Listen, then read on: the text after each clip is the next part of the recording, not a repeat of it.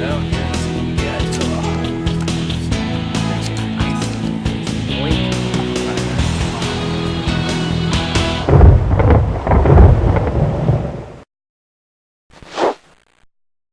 if you find yourself stuck in the weeds for an undetermined amount of time, you might want to start thinking about getting some chow.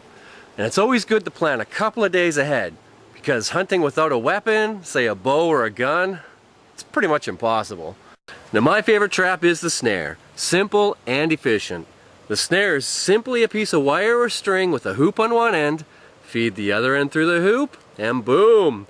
Animal gets trapped in the hoop, and the more it struggles, the more it tightens up. Ow! Now tie the snare securely to a ground stake, nice and tight. Place snares on game trails, by water, by dens, anywhere you think there's going to be animals. And of course, the more snares you have, the better chances you're going to get something. Now let's move on to the spring snare or the trigger snare.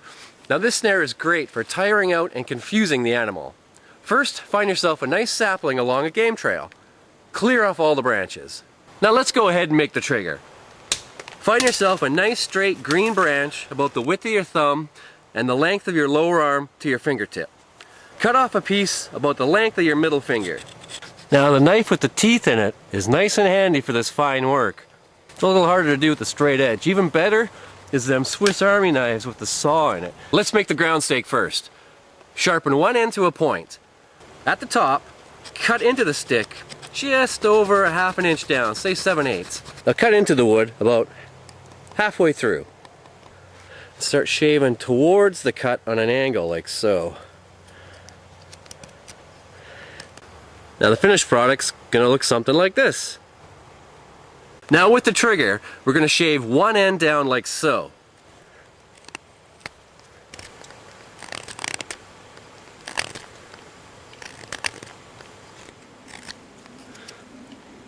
Measure it against the ground stick and make the two cuts almost a half an inch deep. Clear out the wood. Carefully clean out the wood between the two cuts.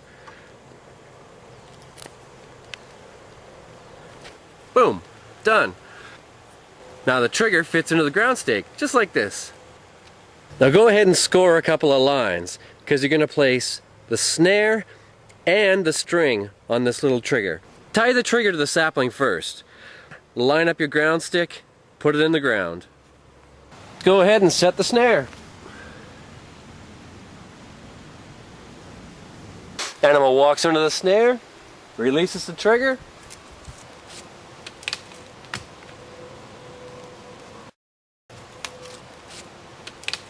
Now let's say you've only got string to make a snare with. Well, here's a fun one.